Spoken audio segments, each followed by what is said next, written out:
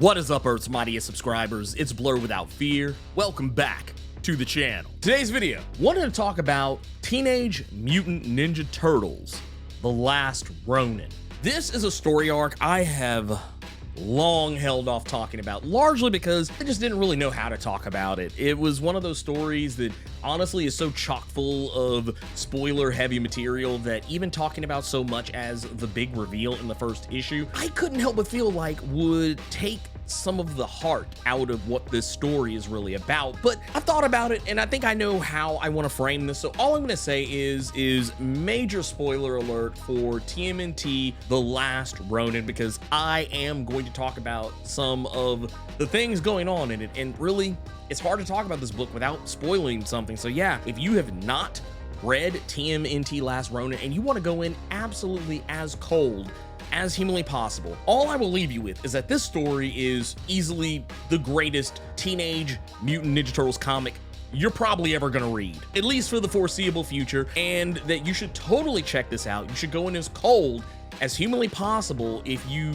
really truly care about spoilers. And once you're done checking out TMNT The Last Ronin, the comic, also go check out the spinoffs. They have a whole thing with the lost years that details some of the moments before and kind of in between the events of TMNT The Last Ronin, as well as they have a one-shot called Lost Days. So go check those out. They're all really good, and hopefully I see you back here. But for those who want to hang around, let's go ahead and talk about what's going on in this comic. Teenage Mutant Ninja Turtles The Last Ronin is a comic book story arc by the original creators of the Teenage Mutant Ninja Turtles, Kevin Eastman and Peter Laird, as well as writer Tom Waltz. Everything that you know about the Ninja Turtles is different. It is not your mom or dad's Ninja Turtles. It's not your Ninja Turtles. This is very easily the most different Teenage Mutant Ninja Turtle story arc you're ever gonna read. Not only has the world changed, but a lot of the characters have changed and many of them are not alive anymore. Case in point, Master Splinter is gone. He has been unalived. Not only is Master Splinter gone, but so too are stalwart Teenage Mutant Ninja Turtles allies like Casey Jones. April O'Neil is still very much alive, but just barely. She is now a double amputee thanks to the Foot Clan, as well as having those same limbs replaced with a cybernetic arm and leg. And she also has a daughter, oddly enough, named Casey. I figure we don't have to do the math on who the pappy is at this point. Now that I've said all that, the Foot Clan is largely responsible for a lot of the misadventures and mishaps that have taken place in the Teenage Mutant Ninja Turtles' life. Not only that, they have now stepped out from the shadows, no longer lingering as stealthy ninjas. They now operate in the wide open because the Foot Clan has taken over New York. Now, for those wondering, where is Shredder in all this? Oroku Saki, the original Shredder, is dead. And not only is he dead, but his daughter, Karai, well, she's not dead. It's implied heavily that she's in a coma of sorts after her last encounter with Raphael. The person who is at the head of the table of the Foot Clan is Oroku Hiroto, the grandson of the Shredder, and is now acting as the new Shredder. I mentioned a lot about all these other characters, but I haven't really talked about the Turtles very much, and that's because The Last Ronin is called The Last Ronin for a reason. It's because there aren't 4 Ninja Turtles operating in this series. There's only 1. And that's because 3 of the Turtles have been unalived.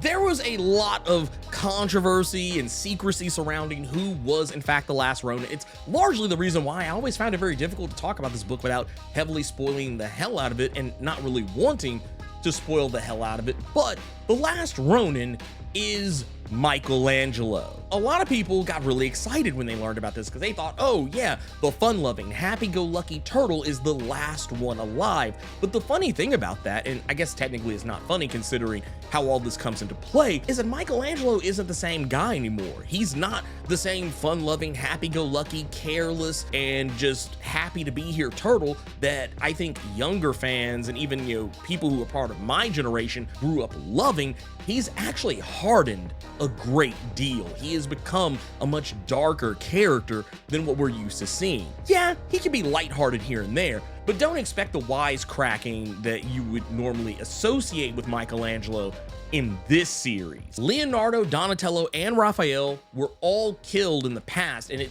all fell down to Michelangelo to carry on the fight against the Foot, with Raphael having died in his last encounter with Karai that ultimately left her being drowned and then subsequently comatose for the next 30 years. Leonardo died in the same explosion that killed Casey Jones, and Donatello died trying to protect Master Splinter from a hail of arrows that ultimately killed both of them. This has left Michelangelo in a very dark place, to the point where he's kind of become an almost Batman-esque figure, becoming a vigilante almost in the same vein, even kind of seemingly mirroring Raphael's Night Watcher persona, only minus the big clunky heavy armor. And it comes down to Michelangelo having to lead the resistance against the Foot Clan to try and save New York, alongside his old ally April O'Neil, as well as the daughter of ostensibly probably one of his best friends, Casey. This story is pretty wild, and I'm not gonna lie, it does hit some really deep notes, some really heartfelt notes. It's not so much that it's a tough read because it's bad, it's a tough read because, man, you're gonna feel some feels. You're gonna feel a lot of things, whether you realize it or not. There are a lot of major reveals that are made in the series that I'm not going to spoil other than the ones I did. But yeah, there's a lot of really crazy things. Like, there was a moment in this that almost kind of vaguely reminded me of SpiderMan Reign, especially considering how SpiderMan Reign just climbed back into the public zeitgeist right now because of the announcement of SpiderMan Reign 2, which, for those who don't know what SpiderMan Reign is, if somehow, God bless you, you don't know what SpiderMan Reign is, it was the story arc where Spider-Man had seemingly killed Mary Jane with his radioactive essence. Yeah, exactly. Nothing quite that crazy happens in this, but there is a reveal that we're given about something that happened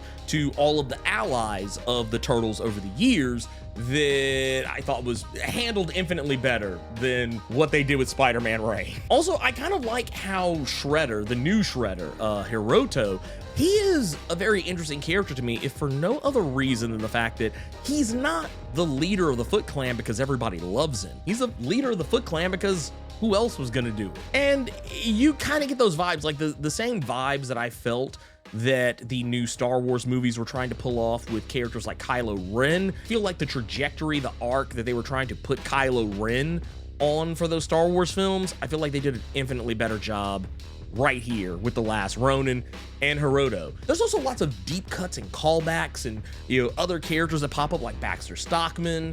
There's also mentions of the old Fugitoid and, you know, all this other stuff. There's lots of really interesting, you know, deep cuts and deep dives and even familiar Easter eggs that I feel like anyone who is even so much as a passing fan of the Ninja Turtles would appreciate on some level. Considering that THQ Nordic and Black Forest Games have recently just announced, as I think actually was today as of recording this video, but by the time this video comes out, it'll probably have been at least 24 to 48 hours after the fact. They just recently announced that they were going to be developing the TMNT Last Ronin game, which is something that, if you go back to episode of Blerd Cave 198, that's actually where Carter and I had actually talked about this development and, you know, kind of gave our musings about it. But now we know who the developer is for it. It's not a game that's going to be out anytime soon. This is still very early days development, but I thought it was really interesting that this was the story that they chose to go with. And I mean, honestly, it's not a bad one to go with, but man,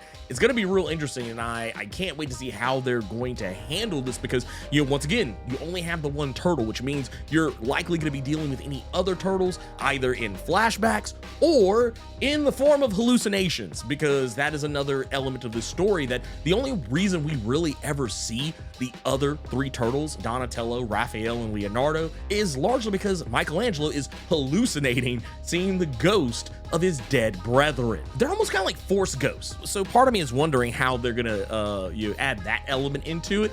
And also the combat's going to be interesting because another cool thing about Michelangelo in this story is that he's not just using his nunchucks, he's also using the weapons of his dead brothers, the bow staff, the swords, the scythes, and everything else that any of the individual turtles had ever used. He's using that throughout this series and using all of their various combat techniques and signatures on top of his own. So yeah, it's just a great story, and the fact that they're making a video game out of this is pretty interesting to me. But that said, this is an awesome story. It's an amazing story, and I highly recommend, if you are even the least bit a fan of the Teenage Mutant Ninja Turtles, you owe it to yourself to read this book. But anyways, that's really everything I wanted to talk about with Teenage Mutant Ninja Turtles The Last Ronin. If you enjoyed this video, do the YouTube thing. Like, share, comment, subscribe, and make sure you tap that notification bell so that way you don't miss out on any of the videos that I put out, breaking down all my favorite comics from both Marvel, DC, Image, and everywhere else. Thank you so much for taking the time to watch this video, and until next time, let me know what you thought about